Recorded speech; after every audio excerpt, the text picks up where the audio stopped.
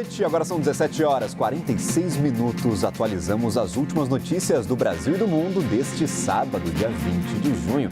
E a gente começa falando sobre Copa do Mundo.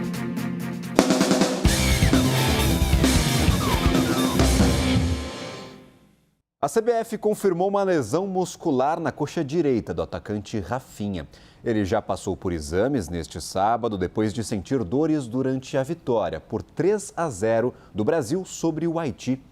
De acordo com o comunicado, o atacante vai fazer um protocolo de tratamento intensivo sob o acompanhamento da equipe médica da seleção.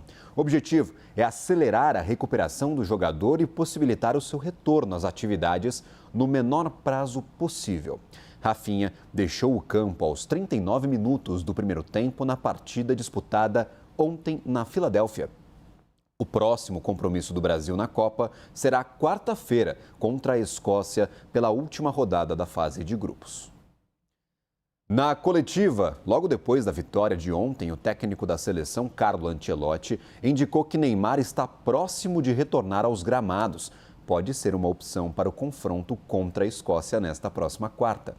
Aspas para Ancelotti: Neymar treina neste sábado individualmente, na segunda-feira retorna com a equipe e depois vai estar preparado. A gente lembra que Neymar viajou com o time para a Filadélfia para seguir, Neymar não viajou, no caso, para a Filadélfia e seguiu o trabalho de transição física em Nova Jersey. A Polícia Federal abriu uma investigação preliminar para apurar um suposto ataque hacker que teria levado ao envio de um alerta falso da Defesa Civil para celulares de diversos estados do país. Essa é uma apuração do analista Theo Cury. O governo identificou 10 alertas indevidos aos sistemas de defesa da Defesa Civil. Agora, a área de tecnologia está apurando as causas e as origens desta falha no sistema. Thaisa Medeiros tem informações ao vivo conosco. Thaisa, uma ótima tarde a você. O que mais as autoridades falam sobre este episódio? Eu acordei desesperado ontem, tomei um susto por conta do envio destas mensagens. Eu também, Gabriel. E esse sistema do Defesa Civil Alerta, ele funciona como pop-ups, né? Então ele abre aquele sistema do celular, faz aquele barulho, fica como uma janela de aviso e isso despertou milhões de brasileiros aqui por conta desses alertas disparados pelo sistema que é interconectado aí com esses sistemas dos celulares. E a Defesa Civil, o Ministério do Desenvolvimento Regional, explica que pelo menos, algumas regiões tiveram esses episódios registrados. São Paulo, Distrito Federal, Acre, Mato Grosso do Sul ainda não cravam a quantidade de brasileiros que receberam o alerta indevido e nem quais regiões, mas pelo menos essas já estão confirmadas. Tudo está sendo apurado ainda, como você disse, pela Polícia Federal, mas também pelas equipes de tecnologia da pasta, da Defesa Civil. Todos estão num trabalho conjunto para entender as origens e as causas desse alerta que foi disparado, com uma mensagem ali e que possivelmente era um ataque hacker. Ainda não foi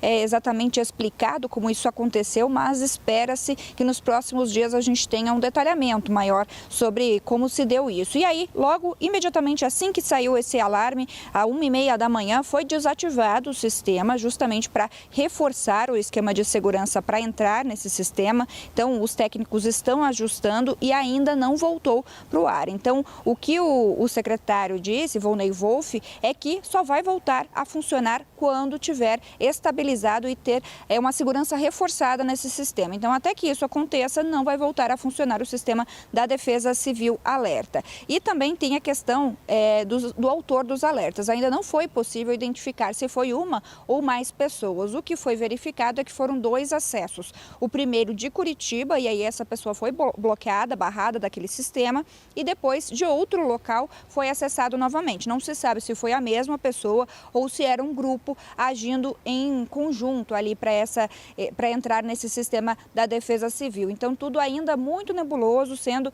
investigado dentro da área de tecnologia ali da pasta para conseguir explicar o que aconteceu na madrugada de hoje. Também ainda não se tem números exatos, então, de quantas pessoas receberam esse alerta. O que estava escrito é a palavra misantropia, que significa ódio à humanidade. Então, um alerta ali ali que pode significar também o nome desse hacker. Tudo muito ainda incipiente nessa investigação. A gente segue acompanhando, Gabriel. E conto contigo de Brasília. Valeu, Thaisa. O secretário nacional de Proteção e Defesa Civil, Volney Wolff, disse que já é possível saber que ao menos 10 alertas falsos foram disparados durante a madrugada. Vamos ver. Entre 9 e 10 alertas, a gente conseguiu rastrear aí muitos estados, capitais, Paraná, São Paulo, Mato Grosso do Sul, Brasília. A gente não sabe se uma pessoa só ela conseguiu dar 10 alertas ou... porque à medida que a TI nossa foi descobrindo que os alertas estavam acontecendo, a TI entra e cancela o cadastro dessa pessoa, né? A princípio, se eu não me engano, o primeiro alerta foi dado do Paraná, só que dentro do nosso sistema tem uma regra. Quem está no Paraná, cadastrado no Paraná, ele só consegue dar alerta para o estado do Paraná. Ele jamais conseguiria dar alerta para outros estados, né? E o levantamento, a varredura que foi feita aí, dá conta de que houve 9 alertas usando o Cell Broadcast e um alerta usando o SMS. Então, a gente não sabe, é difícil responder, né? Se uma pessoa ou mais pessoas participaram desse ato criminoso aí. 3 homens foram presos hoje por envolvimento na morte da jovem que foi lançada sem corda de segurança durante um salto de rope jump. Este caso aconteceu em Limeira, no interior de São Paulo, no fim de semana passado. A informação das prisões foi confirmada pela Secretaria de Segurança Pública. Outros 3 homens já haviam sido detidos um dia após este caso. Segundo as investigações, Maria Eduarda Rodrigues, de 21 anos, contratou a companhia para realizar a prática esportiva, mas ela foi lançada de uma altura de aproximadamente 40 metros sem estar presa a uma corda de segurança. Em depoimento à polícia, os 3 primeiros homens que foram presos não conseguiram explicar como é que essa falha aconteceu. A Justiça de São Paulo classificou o caso como negligência e converteu as prisões deles em prisões preventivas. No noticiário internacional, militares iranianos anunciaram o fechamento do Estreito de Hormuz para o tráfego de navegações. A informação foi confirmada pela mídia estatal iraniana.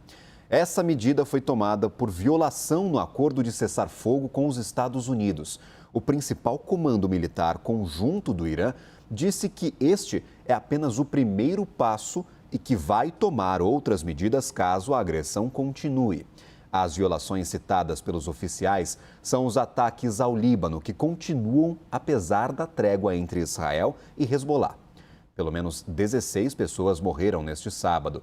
O acordo assinado por Washington e por Teherã prevê o fim dos combates em todas as frentes, incluindo essa frente no Líbano.